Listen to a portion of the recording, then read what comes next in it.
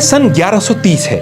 موجودہ عراق کے شہر تکریت کی جامع مسجد۔ ایک شیخ علاقے کے گورنر نجم الدین ایوب کے ساتھ بیٹھے ہیں۔ دونوں کے درمیان انتظامی اور سیاسی معاملات پر گفتگو چل رہی ہے کہ اچانک پردے کے پیچھے سے ایک لڑکی کی معصومانہ آواز آتی ہے۔ شیخ، آپ نے حاضری کا حکم دیا تھا؟ شیخ گورنر کی طرف معذرت بھری نگاہوں سے دیکھتے ہیں اور قطع کلامی کی معذرت کے بعد لڑکی سے شکوہ کرتے ہیں، اللہ کی بندی، تم نے پھر رشتہ ٹھکرا دیا؟ اس بار تو مجھے یقین تھا کہ یہ رشتہ ضرور پسند آئے گا۔ پردے کے پیچھے سے جواب ملتا ہے، شیخ، لڑکا خوبصورت تھا، مالدار بھی، لیکن میرے لائق نہیں تھا۔ بیٹا، آخر تم چاہتی کیا ہو؟ شیخ زور دے کر پوچھتے ہیں۔ نہ چاہتے ہوئے بھی گورنر کی توجہ ان دونوں کی گفتگو پر ہے۔ لڑکی کی آواز میں کچھ ایسی بات تھی کہ وہ گورنر کی توجہ کھینچ رہی تھی۔ اسے کچھ دن پہلے اپنے بھائی اسد الدین کے ساتھ ہونے والی بات چیت بھی یاد آ رہی تھی۔ وہ سوچنے لگا کہ اس لڑکی کو بھی وہی امتحان درپیش ہے جس کا سامنا وہ خود کر رہا ہے۔ بھائی 1.5-2 سال سے گورنر کو شادی کے لیے کہہ رہا تھا، کئی رشتے بھی لایا، مگر نجم الدین کو کوئی رشتہ پسند ہی نہیں آیا۔ یہاں تک کہ سلجوقی خاندان کے رشتے بھی اس کے معیار پر پورے نہیں اترے۔ آخری بار جب دونوں بھائیوں کی بات ہوئی تو نجم الدین نے صاف صاف کہہ دیا تھا، مجھے ایسی لڑکی چاہیے جو نیک ہو، اس سے میرا بیٹا پیدا ہو جس کی وہ بہترین تربیت کرے، وہ سپہ سالار بنے اور بیت المقدس کو آزاد کروائے، اور جب میں جنت میں داخل ہوں تو اس نے میرا ہاتھ تھام رکھا ہو۔ مایوس بھائی کہتا رہ گیا، ایسی لڑکی تجھے کہاں ملے گی؟ مگر نجم الدین کو یقین تھا ملے گی اور ضرور ملے گی۔ ابھی وہ یہ باتیں سوچ ہی رہا تھا کہ اس لڑکی کی آواز پھر سنائی دی، شیخ، میں ایسا شوہر چاہتی ہوں جو نیک ہو، اس سے میرا بیٹا پیدا ہو اور وہ ایسا بہادر سپہ سالار بنے جو بیت المقدس کو آزاد کرائے، اور جب میں جنت میں داخل ہوں تو اس نے میرا ہاتھ تھام رکھا ہو۔ لڑکی کی بات سنتے ہی گورنر کی آنکھیں پھٹی کی پھٹی رہ گئیں۔ اسے اپنے کانوں پر یقین نہیں آیا، وہ اچھل پڑا۔ اسے لگا یہ لڑکی خدا نے اسی کے لیے بھیجی ہے، ان کا جوڑ تو آسمان پر بنا دیا گیا ہے۔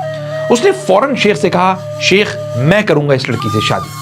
شیخ نے کہا، نجم الدین، یہ بہت غریب لڑکی ہے، مجھے دولت نہیں ایمان چاہیے۔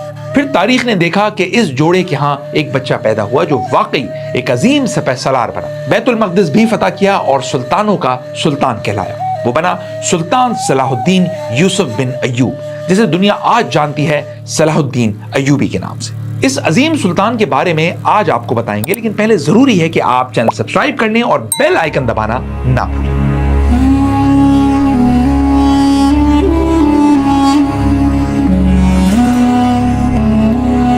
سن 1138 تکریت کا علاقہ ویسے تو سلجوق خاندان کی حکومت میں ہے، لیکن زنگی خاندان کا اثر بڑھ رہا ہے۔ ایک دن زنگی خاندان کا ایک لشکر جنگ ہارنے کے بعد شہر کے کنارے دریائے دجلہ پر پہنچا۔ صلاح الدین ایوبی کے والد نجم الدین نے لشکر کو فوری دریا پار کروانے میں مدد دی۔ یہ بات سلجوق حاکم کو بہت بری لگی۔ ابھی یہ ناراضگی چل ہی رہی تھی کہ سلطان کے چچا اسد الدین کا ایک مقامی کمانڈر سے جھگڑا ہو گیا۔ ایک عورت کی شکایت کی وجہ سے دونوں کا جھگڑا ہوا اور اسد الدین نے اسے مار ڈالا۔ اب بات حد سے زیادہ بگڑ گئی تھی، اتنی کہ سنبھالنا مشکل ہو گیا۔ دونوں بھائیوں کو تکریت سے نکل جانے کا حکم ملا۔ نجم الدین یہ خبر لیے جب دکھی دل کے ساتھ گھر پہنچا تو گھر میں ایک خوشخبری منتظر تھی، ان کے ہاں بیٹے کی ولادت ہوئی تھی۔ نجم الدین نے بیوی کو بیٹے کی مبارکباد تو دی، لیکن ساتھ ہی خبر سنائی کہ شہر سے ہمارا دانا پانی اٹھ چکا ہے۔ گھر کی تمام خوشیاں بھگ سے اڑ گئیں۔ شہر اسی دن چھوڑ دیا گیا۔ کئی لوگوں نے بچے کو منحوس سمجھا، لیکن کسی کے سوچنے سے کیا ہوتا ہے، تاریخ کا دھارا تو اور ہی سمت بہ رہا تھا، بلکہ تمام دھارے اس بچے کو ایک عظیم مقام تک پہنچانے کے لیے بہ رہے تھے۔ یہ بچہ کوئی اور نہیں، یوسف بن نجم الدین ایوب تھا، اسلام کے دشمنوں کا سب سے بڑا دشمن، دنیا بھر کے مسلمانوں کا ہیرو، مستقبل کا بہادر اور قابل فخر سپہ سالار۔ جس شہر تکریت میں اسے ایک دن رہنے کی اجازت بھی نہیں ملی، ایک دن وہ شہر بھی اسی کی حکومت میں شامل ہوا، بلکہ 20 لاکھ مربع کلومیٹر کا علاقہ اس کی حکومت کا حصہ بنا۔ لیکن یہاں تک پہنچنے کے لیے اسے بہت طویل جدوجہد کرنا پڑی، جس کا آغاز ہوتا ہے عراق کے شہر موصل سے۔ نجم الدین ایوب کا خاندان تکریت سے ہجرت کر کے اس شہر پہنچا جہاں چلتی تھی زنگی سلطان عماد الدین کی۔ اب وقت آ گیا تھا کہ وہ نجم الدین ایوب کے احسان کا بدلہ چکائے۔ عماد نے کھلے دل سے اس خاندان کا استقبال کیا اور نجم الدین کو موجودہ لبنان کے شہر بالبک کا حاکم بنا دیا۔ یہ دور تھا صلیبی جنگوں کا، جب یورپ مسلم دنیا پر حملہ آور تھا۔ سن 1095 میں تو پورا یورپ ہی ایک ہو کر فلسطین پر ٹوٹ پڑا اور کچھ سالوں کی زبردست لڑائی کے بعد 1099 میں بیت المقدس فتح بھی کر لیا۔ مسلمانوں کا قبلہ اول ان سے چھن گیا اور ان کا بہت خون بھی بہایا گیا، لیکن جب مسلمانوں کو موقع ملا تو انہوں نے ایسا نہیں کیا. ان کا رد عمل بالکل مختلف تھا. اس عظیم فتح کا ذکر آگے کریں گے، لیکن ابھی چلتے ہیں اس زمانے میں مسلم دنیا کی حالت ذات کی طرف.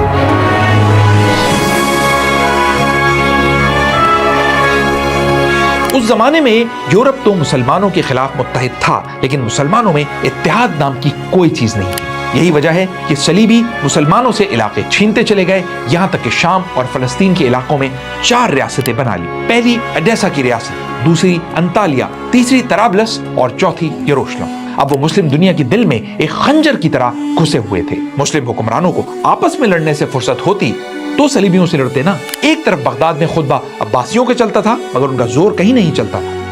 عظیم سلجوق سلطنت ٹکڑے ٹکڑے ہو چکی تھی. اس کے شہزادے آپس میں ہی لڑ مر کر ختم ہو رہے تھے. مصر میں فاطمیوں کا زوال شروع ہو چکا تھا. آپس کی یہی نا اتفاقی تھی کہ صلیبی بہت بڑی طاقت بن گئے، اتنی بڑی کہ وہ ایک کے بعد دوسری صلیبی جنگ کا اعلان کرتے گئے. یہاں ان کو پہلی بار ٹکر دی عماد الدین زنگی. وہ سلجوق دور میں موصل کے حکمران تھے. جب سلجوق کو زوال آیا تو انہوں نے اپنی حکومت قائم کر لی اور پھر ان کے بیٹے نور الدین زنگی نے صلیبیوں کا ڈٹ کر مقابلہ کیا.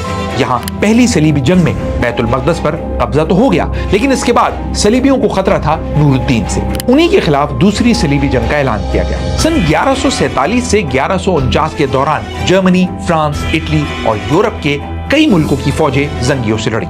کچھ چھوٹے موٹے شہر اور قلعے فتح بھی کیے، لیکن کوئی بڑی اور خاص کامیابی نہیں لے پائے. دمشق کا بھی کئی دن تک محاصرہ کیا، لیکن شہر میں داخل نہیں ہو سکے. ناکام ہوئے اور یہ شہر بھی نور الدین زنگی کو مل گیا. اس کامیابی کے بعد نور الدین نے یوسف کے والد نجم الدین ایوب کو دمشق کا حاکم بنا دیا. تب یوسف اپنی دینی تعلیم کے ساتھ ساتھ تلوار، نیزے بازی اور گھڑ سواری سیکھ رہا تھا. باپ کے علاوہ جسے یوسف کی بہت پرواہ ہوتی تھی وہ تھے چچا اسد الدین شیر کو. وہ نور الدین زنگی کی فوج میں کمانڈر تھے اور اچھی طرح جانتے تھے کہ بہادر سپاہی کیسے بنتا ہے. وہ منتظر تھے کہ اپنے بھتیجے کو میدان جنگ میں تلوار چلاتے اپنی آنکھوں سے دیکھیں، اور وہ وقت بہت جلد آ ہی گیا. یہ وہ زمانہ تھا جب مصر میں فاطمی حکومت اپنی آخری سانسیں لے رہی تھی. ایک طاقتور وزیر خود اپنی ہی حکومت کے خلاف بغاوت پر اتر آیا تھا. تب نور الدین زنگی نے اسد الدین کو حکم دیا کہ مصر جائیں اور بغاوت کا خاتمہ کریں. اب چچا کو بھتیجے کی جنگی صلاحیتیں آزمانے کا موقع مل گیا. انہوں نے یوسف کو ساتھ لیا اور فوج لیے مصر روانہ ہو گئے. یہاں یوسف نے بہادری کیے وہ جوہر دکھائے کہ خود چچا کو بھی یقین نہ آیا. وہ تو چچا کو بھی مشورے دینے لگا، بالکل ایک تجربہ کار اور منجے ہوئے جرنیل کی طرح. اور پھر دنیا نے دیکھا کہ چچا کہیں پیچھے رہ گیا اور بھتیجا بہت آگے نکل گیا. اب مصر میں کسی نام کا ڈنکا بج رہا تھا تو وہ یہی تھا، یوسف بن نجم الدین ایوب. بلکہ انہیں ایک نیا نام بھی ملا، الناصر یوسف، یعنی فتح دینے والا یوسف. تب مصر کے فاطمی بادشاہ نے یوسف کو وزیر بنا دیا، شاید اس لیے کہ نوجوان لڑکا ہے، ناتجربہ کار ہے، اس سے حکومت کو کوئی خطرہ نہیں ہو. لیکن ستمبر 1171 میں فاطمی بادشاہ العازد کا انتقال ہو گیا. فاطمی سلطنت کا آخری چراغ بجھ گیا اور پورے مصر پر عملاً یوسف کا راج ہو گیا. جی ہاں، یوسف اور مصر کا تعلق تو ہمیشہ سے رہا، بہت پرانے زمانے سے. اور 12ویں صدی کے یوسف کو نام ملا صلاح الدین ایوبی کا. خود کہتے تھے کہ جب اللہ نے مصر عطا کیا تو مجھے یقین ہو گیا کہ وہ مجھے فلسطین بھی عطا کرے گا. اس زمانے میں حالات تیزی سے بدل رہے تھے، اس لیے نور الدین زنگی نے صلاح الدین ایوبی کو واپس دمشق آنے کا حکم دیا. لیکن کوئی بے وقوف ہی ہوتا جو ایسا کرتا. صلاح الدین نے انکار کر دیا. پھر وہ وقت بھی آیا کہ جب نور الدین زنگی نے مصر پر چڑھائی کرنے کا فیصلہ کر لیا. اس سے پہلے کہ کچھ کرتا، تاریخ نے بالکل نیا موڑ لے لیا. نور الدین زنگی کا انتقال ہو گیا. وفات کے بعد ان کے 12 سال کے بیٹے کو دمشق میں نیا سلطان بنایا گیا، اور وہی ہوا جو ایسے موقع پر ہوتا ہے. وزیر اور امیر اقتدار اپنے ہاتھوں میں لینے کی سازشیں کرنے لگے. ایک طرف یہ حالات اور دوسری طرف صلیبیوں کا خطرہ. حالات یہ ہو گئے کہ صلیبی لشکر حج پر جانے والے مسلمانوں کے قافلے بھی لوٹنے لگے. یہ کام کر رہا تھا صلیبیوں کا جنگجو سردار رینالڈ. کسی مسلمان حکمران میں ہمت نہیں تھی کہ وہ اسے روک سکے. یہاں ایک خاتون کے فیصلے نے تاریخ کا دھارا پلٹا. یہ تھی نور الدین زنگی کی بیوہ جو اپنی آنکھوں سے محلاتی سازشیں دیکھ رہی تھی. کرتی رہتی تھی کہ اقتدار کے پجاریوں نے کس طرح ان کے کم عمر بیٹے کو گھیر لیا ہے. اس لیے وہ صلاح الدین ایوبی کو ایک خط لکھتی ہیں اور ان سے مطالبہ کرتی ہیں کہ وہ دمشق پر قبضہ کریں. خط جیسے ہی ملتا ہے صلاح الدین ایوبی فوراً فیصلہ کرتا ہے اور پھر کوئی ان کے سامنے ٹھہر نہیں پایا. اب صلاح الدین ایوبی مصر اور شام کے حکمران تھے اور ان کی اب نظر تھی بیت المقدس پر. کون ہے جو صلیبیوں کو یہاں سے نکالے گا, جو مسلمانوں کو ان سے بچائے گا؟ کوئی ہے تو سامنے آئے.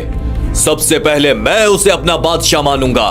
وہ وقت آئے گا جب میں نور الدین زنگی کا تیار کیا ہوا ممبر مسجد اقصی میں اپنے ہاتھوں سے رکھوں گا. بیت المقدس کی آزادی نور الدین زنگی کا نہیں, میرے ماں باپ کا بھی خواب ہے. دنیا کی کوئی طاقت مجھے اس خواب کو پورا کرنے سے نہیں روک سکتی. یہ صلاح الدین ایوبی کے الفاظ تھے جو انہوں نے دمشق میں ایک اجتماع سے کہے. لیکن صلیبیوں کو ہرانا آسان نہیں تھا. اس کے لیے ایک بڑی, مضبوط اور متحد طاقت کی ضرورت تھی. اس لیے سلطان نے سب کو ایک جھنڈے تلے لانے کا کام شروع کر دیا. سن 1182 تک صرف مصر اور شام ہی نہیں, عراق اور یمن بھی ایوبی سلطنت کا حصہ بن چکے تھے. کہا جاتا ہے کہ ایک جنگ کے بعد سلطان صلاح الدین ایوبی بیمار پڑ گئے. اتنے شدید بیمار کہ بچنے کا کوئی امکان نظر نہیں آتا تھا. تب انہوں نے ایک نظر مانی کہ اگر شفا ہوئی تو اپنی پوری قوت صلیبیوں کے خلاف لگائیں گے, کبھی کسی مسلمان سے جنگ نہیں کریں گے اور اپنا تمام تر خزانہ بیت المقدس کی فتح کے لیے لگا دیں گے. اور ہاں, رینالڈ کو پکڑ کر اسے اپنے ہاتھ سے قتل کریں گے. اس زمانے میں سلطان صلاح الدین ایوبی اور صلیبیوں کے درمیان امن کا 4 سالہ معاہدہ تھا, لیکن رینالڈ اس معاہدے کی کھلی خلاف ورزی کر رہا تھا. حاجیوں کو لوٹنے کی شکایات مسلسل بڑھ رہی تھی. ایک جھوٹا, مکار اور دھوکے باز آدمی اتنا ظالم کہ مسلمانوں کے قافلے لوٹتے ہوئے عورتوں اور بچوں پر بھی رحم نہ کھاتا. اور اب تو اس کا حوصلہ اتنا بڑھ چکا تھا کہ مکہ اور مدینہ پر حملے کی باتیں کرنے لگا, بلکہ اپنے حمایتی سرداروں اور فوجی کمانڈروں کو بلایا اور حجاز پر چڑھائی کا ارادہ لے کر نکلا. اعلانیہ دعوے کرتا جاتا کہ مکہ فتح کرنے کے بعد خانہ کعبہ نعوذ باللہ مسمار کر دوں گا, مدینے کو بھی برباد کرنے کی باتیں کرتا, رسول اللہ صلی اللہ علیہ وآلہ وسلم کی شان میں گستاخیوں سے بھی گریز نہ کرتا. صلاح الدین ایوبی کا ضبط جواب دے چکا تھا. بیماری سے صحت یاب ہوا, قسم پوری کرنے کا موقع بھی ملا, لیکن ایک عجیب رکاوٹ بیچ میں آ گئی. رکاوٹ کیا تھی اس بارے میں آگے چل کر بتائیں گے, لیکن ابھی ہم ذرا سا پیچھے جاتے ہیں اور اس مارکے کی بات کریں گے جس میں سلطان کو شکست ہوئی. یہ 25 نومبر 1177 ہے. یروشلم بیلون دی فورتھ کے قبضے میں. اسے بیلون دی لیپر بھی کہا جاتا ہے. جی ہاں, یہ بادشاہ کوڑ کا مریض تھا, لیکن تھا بڑا بہادر اور ذہین. تو 1177 میں سلطان صلاح الدین ایوبی نے بیت المقدس آزاد کرانے کی پہلی کوشش کی. مسلمان فوجیں رام اللہ کے قریب پہنچی, چھوٹی موٹی مزاحمت کا خاتمہ کیا, لیکن آگے جانا مشکل ہو گیا. سب سے پہلے تو جانوروں کے لیے چارے کی ضرورت تھی. پھر راستہ بھی ناہموار, جگہ جگہ اونچے ٹیلے تھے, جانور بھوکے اور نڈھال. تب فوج کے سپاہی چھوٹے چھوٹے ٹکڑوں میں بٹ گئے اور چارے کی تلاش کے لیے بکھر گئے. بیلون کو اسی موقع کا تو انتظار تھا. اس نے 500 نائٹس اور ہزاروں پیادوں کے ساتھ سلطان صلاح الدین ایوبی کی فوج پر حملہ کر دیا. سلطان کو تو سنبھلنے کا موقع ہی نہیں ملا. بڑی کوشش کی, فوج کی ہمت بندھائی, انہیں مقابلے پر اکسایا, مگر کوئی اثر نہیں. جس کو موقع مل رہا تھا وہ میدان چھوڑ کر بھاگ رہا تھا. سلطان حالات کو سمجھ گیا, اسی لیے فرار میں ہی عافیت جانی. اس جنگ میں سلطان صلاح الدین ایوبی کو بڑا نقصان اٹھانا پڑا. شہادت اپنی جگہ, بہت سے سپاہی قیدی بھی بن گئے, لیکن یہ صرف وقتی ہار تھی. سلطان ہار ماننے والا اور خاموشی سے بیٹھنے والا کہاں تھا. اس نے اپنا کام کر دکھانا تھا, بس کسی مناسب وقت پر اور تیاری کے ساتھ. اس لیے سلطان مصر پہنچا اور اپنے کام پر لگ گیا. کہتے ہیں کہ اس ہار کے بعد سلطان نے بیلون کا نام ہمیشہ عزت سے لیا, یہاں تک کہ جب اس کی موت ہوئی تو سلطان نے کہا, بہادر لوگ ہمیشہ قابل احترام ہوتے ہیں. سلطان کو اپنی فوج منظم کرنے اور ضروری طاقت جمع کرنے میں 10 سال لگ گئے.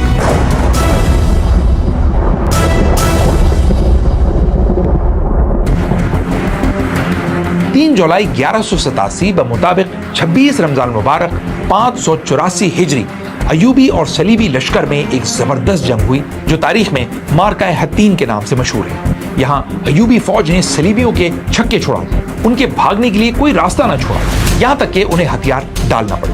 ہزاروں لوگ مارے گئے, بڑی تعداد میں قیدی بنا لیے گئے, جن میں بیلون کے بعد یروشلم کا حکمران بننے والا گی دلوزینیا بھی تھا اور رینالڈ بھی. ہم نے بتایا تھا نا کہ سلطان نے قسم کھائی تھی کہ اپنے ہاتھ سے رینالڈ کو قتل کرے گا. رینالڈ کو بھی پتا تھا کہ اسے معافی نہیں ملے گی. تو جب قیدیوں کو پیش کیا گیا تو سلطان نے گی دلوزینیا کو پانی پیش کیا. یہ روایت تھی کہ جب کوئی بادشاہ کسی کو اپنے ہاتھ سے پانی پیش کرے تو اس کا مطلب ہوتا ہے کہ اس کی جان بخشی گئی. گی نے آدھا پانی پیا اور باقی رینالڈ کو تھما دیا, جس نے جلدی جلدی پانی پینا شروع کر دیا, اس آس پر کہ اب اس کی جان بخشی ہو جائے. اب ایک طرف سلطان کی قسم تھی اور دوسری طرف روایت. صلاح الدین نے کچھ دیر غور کیا اور پھر گرج کر گی سے بولا, میں نے پانی تمہیں دیا تھا, اسے نہیں. اٹھا اور رینالڈ کو گھسیٹتے ہوئے خیمے سے باہر لایا اور تلوار سے اپنی قسم پوری کر دی. बाकी कैदियों को मुआहदे के बाद रिहा कर दिया।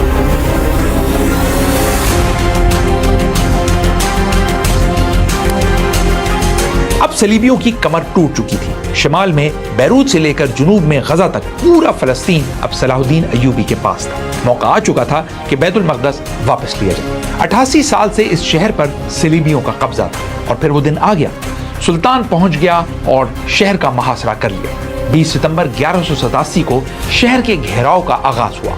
शुरू में कुछ मुजाहिमत हुई, लेकिन कब तक होती। बिलाखिर शहर वाले मजबूर हो गए, लेकिन उन्हें खौफ था, डर था कि 88 साल पहले जैसे उन्होंने यरूशलेम पर कब्जे के बाद खून रेजी की थी, कहीं सलाहुद्दीन भी जवाब में यही तो नहीं करेगा। तब शहर के हाकिम ने सुल्तान से मुलाकात की और कहा कि अगर आपने अमान नहीं दी तो हम अपने पास मौजूद तमाम मुसलमान कैदियों को कत्ल कर देंगे और शहर की तमाम मुकद्दस इमारतों को जलाकर राख कर देंगे, मस्जिद अक्सा को भी।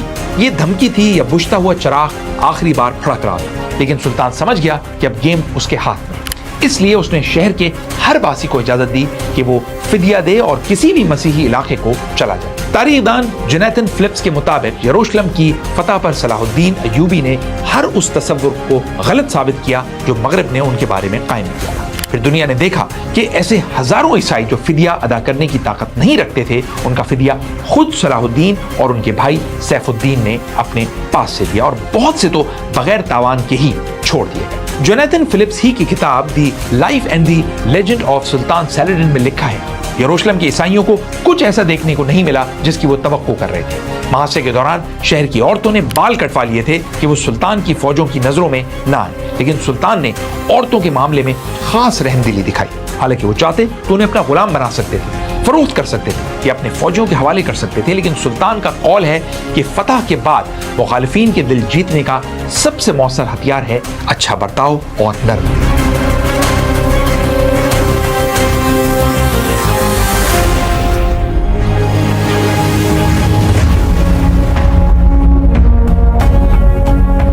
कुछ दिन ही लगे यरूशलेम खाली हो गया और 2 अक्टूबर 1187 जुमे के दिन सुल्तान सलाहुद्दीन अय्यूबी शहर में दाखिल हुए। हजरत उमर फारूक रज़ियल्लाहु ताला अन्हु के बाद किसी ने ये अजीम कामयाबी मुसलमानों को दिलाई थी। फिर सुल्तान नूरुद्दीन जंगी का बनवाया गया मिंबर मंगवाया जो उन्होंने मस्जिद अक्सा के लिए बनवाया था। ये नूरुद्दीन जंगी की ख्वाहिश भी पूरी हो गई। ये मिंबर 782 साल तक मस्जिद अक्सा में लगा रहा, यहाँ तक कि 1969 में एक शिद्दत पसंद यहूदी ने मस्जिद के अंदर आग लगा दी और ये तारीखी मिंबर जलकर राख हो गया। मामलात यहाँ तक कैसे पहुंचे और किस किस ने सलाहुद्दीन अय्यूबी का नाम इस्तेमाल किया, इसका जिक्र बाद में। फिलहाल इस आजमाइश का जिक्र जो बैतुल मक़दस की फतह के बाद सुल्तान सलाहुद्दीन अय्यूबी पर हुआ।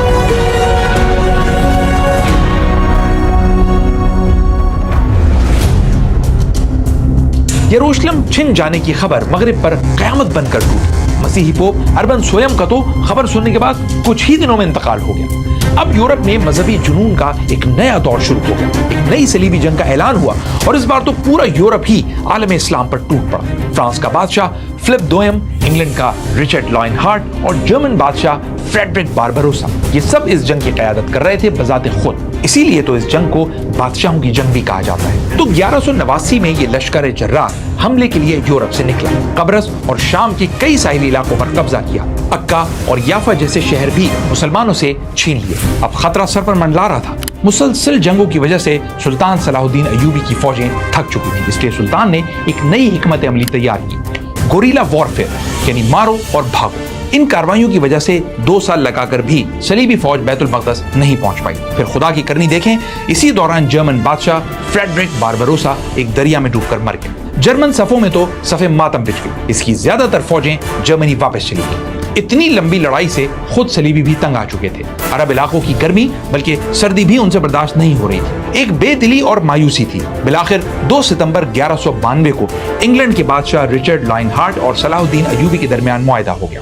बैतुल मक़दस पर मुसलमानों का कंट्रोल तस्लीम कर लिया गया। ईसाइयों को ज़ियारत की इजाजत दे दी गई और फिर रिचर्ड 9 अक्टूबर 1192 को बैतुल मक़दस हासिल करने की नाकाम हसरत दिल में लिए वापस इंग्लैंड रवाना हो गया। सिर्फ 5 महीने बाद 11 मार्च 1193 को सुल्तान सलाहुद्दीन अय्यूबी दमिश्क में इंतकाल कर गए। सिर्फ 55 साल की उम्र में उन्हें शहर की मरकजी मस्जिद के करीब दफन किया गया।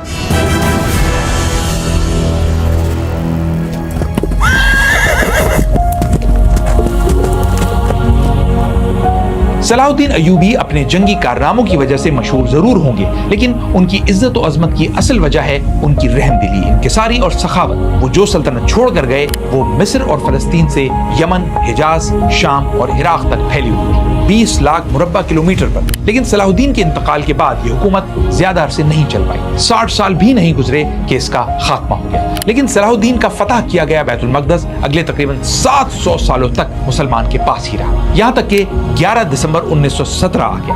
पहली जंग अजीम के दौरान बरतानिया ने फलस्तीन पर कब्जा कर लिया। जनरल एडमंड एलम्बी याफा गेट से यरूशलेम में दाखिल हुआ और तुर्कों के 400 साल दौर का खात्मा कर दिया। सुल्तान का एक शहर तो दुश्मन के पास चला गया और ज्यादा वक्त नहीं गुजरा दूसरा शहर भी गया।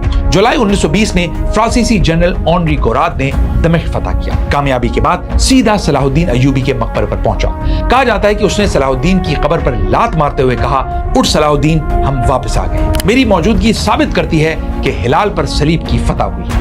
यानी 700 साल बाद भी सलाहुद्दीन दुश्मन के जहन पर सवार था। फिर 1948 में फलस्तीन में एक यहूदी रियासत कायम कर दी गई और पौन सदी गुजरने के बाद भी बैतुल मक़दस किसी अयूबी की राह देख रहा है। वो कि जिसकी वफात को सदियां गुजर गई हैं, लेकिन वो आज भी जिंदा है। मुसलमानों की उम्मीदों में, उनकी दुआओं में, उनकी मुंतजर निगाहों में, उनके जहनों में सलाहुद्दीन अयूबी का एक मकाम है, ऐसा मकाम जो कोई नहीं छीन सकता। आज भी जब दुनिया भर में नमाज जुमा के बाद हाथ उठते हैं, फलस्तीन की आज़ादी के लिए दुआ मांगी जाती है, तो अक्सर यही कहा जाता है कि या अल्लाह कोई सलाहुद्दीन अयूबी पैदा कर। इसे देखते हुए कई मौका परस्तों ने खुद को वक्त का सलाहुद्दीन कहा।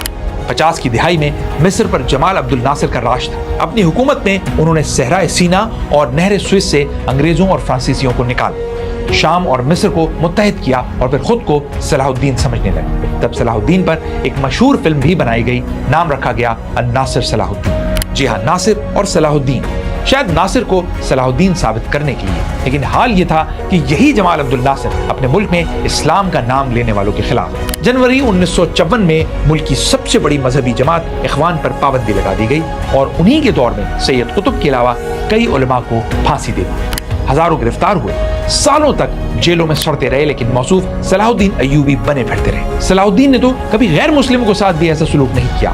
फिर एक सलाहुद्दीन इराक में भी आया, 90 की दिहाई का सद्दाम हुसैन, उसने तो सलाहुद्दीन से एक रिश्ता भी निकाल लिया। ये कि दोनों तकरीत में पैदा हुए, इतने सारे पैदा हुए, लेकिन हकीकी सलाहुद्दीन कहाँ है? मुसलमानों की दुआओं के अलावा कहीं और नजर नहीं आता। What is Jerusalem worth? Everything.